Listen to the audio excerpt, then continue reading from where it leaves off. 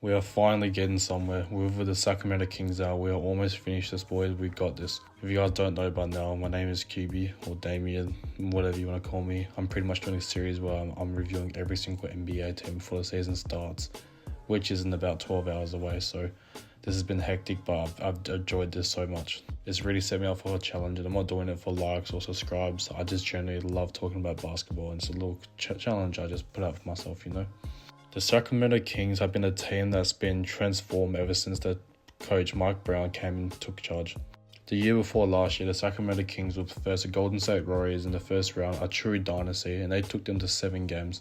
This was the same year that Mike Brown took over and got Coach of the Year for just absolutely transforming this team and just bringing out the best of his players, especially in Sabonis and especially in De'Aaron Fox. And you can't even get me started on 6th Man of the Year as well, Malik Monk. And as always, the Western Conference always gets tougher though, and the Sacramento Kings definitely felt that.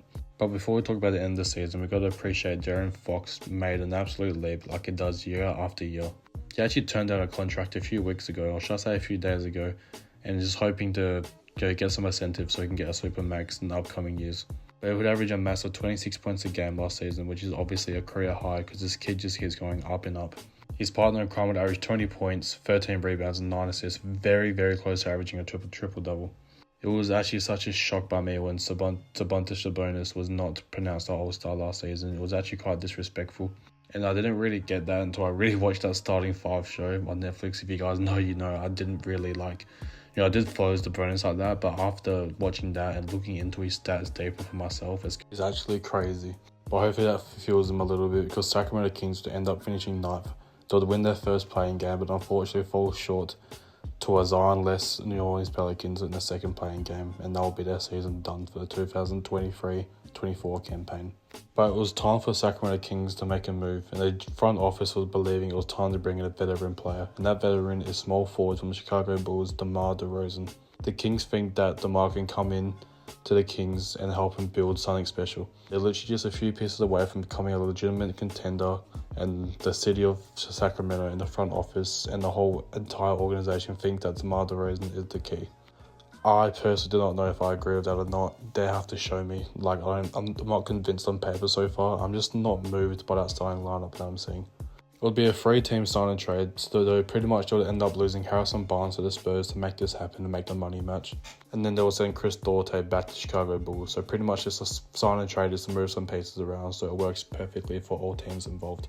In the off-season as well, they're also going to give Malik Monk a big bag as well. So hopefully all of these moves can help the Sacramento Kings just try to boost and create confidence and momentum going into next season, or this season, which is 10 hours away, bro. This is crazy. As far as the lineup goes, they still got absolutely great players around the starting lineup like Keon Ellis and Keegan Murray, because I'm pretty sure it's time that Malik Monk will finally start into the starting lineup. So it should be De'Aaron Fox, Malik Monk, DeMar DeRozan, Domantas Sabonis, and Keegan Murray, I guess. I didn't realize that they didn't really have anyone else other than Keegan, but that looks like to be the starting 5 lineup. It does not make sense to bring more Malik Monk off the bench anymore. It's just I think it's about time he finally becomes a full-time starter to give this team this full capacity and I guess the star power of the starting 5. And they still got Trey Giles and Kevin Huerter, who was just an absolute gem last year as well. He shot a good efficiency from the 3-point line. And the Sacramento Kings are going to need all of their surrounding pieces to really pick it up a notch, especially Keon Ellis. Keon Ellis is just another one of those players that just get in and get it done.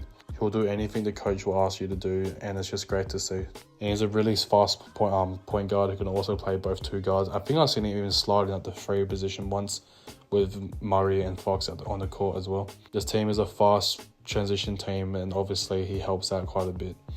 But please, Sacramento fans, please let me know if I missed anything in the comments down below. I'm very sorry, I'm just trying to get through these videos as much as I can. I love recording them, but it's just getting a bit late for me, and I've still got about 6 more to go.